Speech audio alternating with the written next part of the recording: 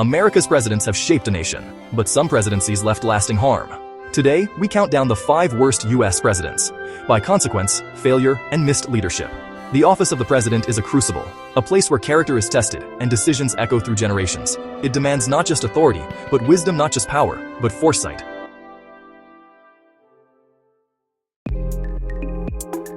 Coming in at number 5 is a man who promised a return to normalcy after the turmoil of World War I, Warren G. Harding. He rode a wave of popular support into the White House in 1921, a handsome and affable figure who seemed to offer a weary nation a moment of calm. But beneath the surface of this calm, a rot was setting in. Harding wasn't a malicious man, by most accounts. His failure was one of character and judgment. He once famously said, "I am not fit for this office and should never have been there." History would come to agree. Harding's greatest downfall was his loyalty to his friends, the so-called Ohio Gang. He appointed them to powerful positions, men who saw public service as an opportunity for personal enrichment. His administration quickly became synonymous with corruption. Attorney General Harry Daugherty was implicated in selling government favors. Charles Forbes, head of the Veterans Bureau, was convicted of defrauding the government of millions intended for wounded soldiers. These scandals were a profound betrayal of the public trust, especially toward veterans. The most infamous scandal was Teapot Dome. At number 4, we find Franklin Pierce, a president whose personal tragedies seem to mirror the national tragedy he helped create. Taking office in 1853, he was a handsome, charming man from New Hampshire, a doughface, a northerner with southern sympathies. He hoped to quiet the growing storm over slavery. Instead, his actions poured fuel on the fire, pushing the country ever closer to the abyss of civil war. His presidency is a study in how well-intentioned weakness can be more destructive than outright malice. Pierce's most catastrophic decision was his enthusiastic support for the Kansas-Nebraska Act of 1854. Championed by Senator Stephen Douglas, the act repealed the Missouri Compromise, which had for a generation prohibited slavery in the Northern Territories. It replaced it with the concept of popular sovereignty, allowing settlers in the territory of Kansas and Nebraska to decide for themselves whether to permit slavery. This act was a political earthquake. Number 3. Our third worst president is a man whose name became forever linked with the suffering of the Great Depression. Herbert Hoover. Unlike others on this list, Hoover was a man of immense talent and intellect. He was a brilliant engineer, a self-made millionaire, a celebrated humanitarian who had saved millions from starvation in Europe after World War I. He entered the presidency in 1929 with a sterling reputation and a promise of continued prosperity. But when the stock market crashed just months into his term, his rigid ideology and political missteps turned an economic crisis into a national catastrophe. Hoover's core failure was his dogmatic belief in rugged individualism and his reluctance to use the power of the federal government to provide direct relief to the American people.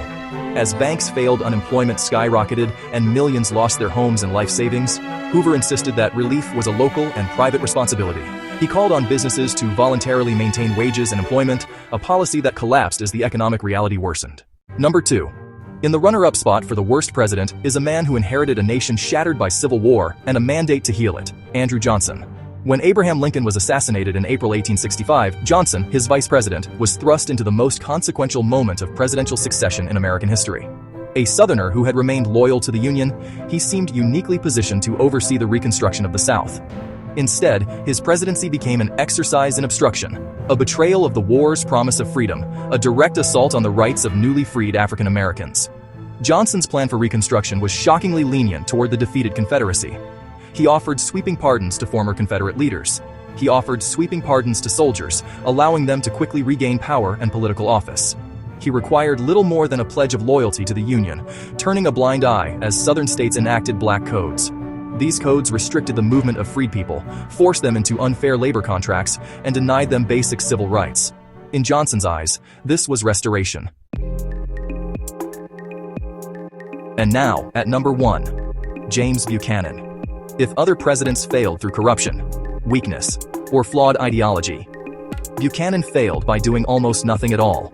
He was a man of vast government experience, a congressman, a senator, Secretary of State. But when the secession of the South arrived, his leadership dissolved into indecision, legalism, and catastrophic inaction.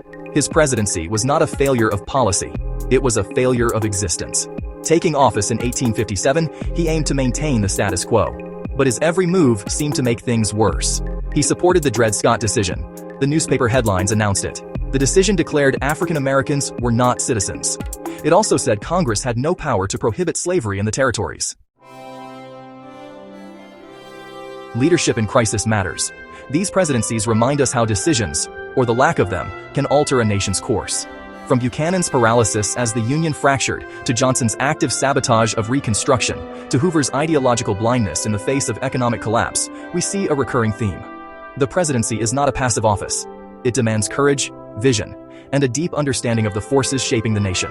When these qualities are absent, the consequences are not merely political, but profoundly human.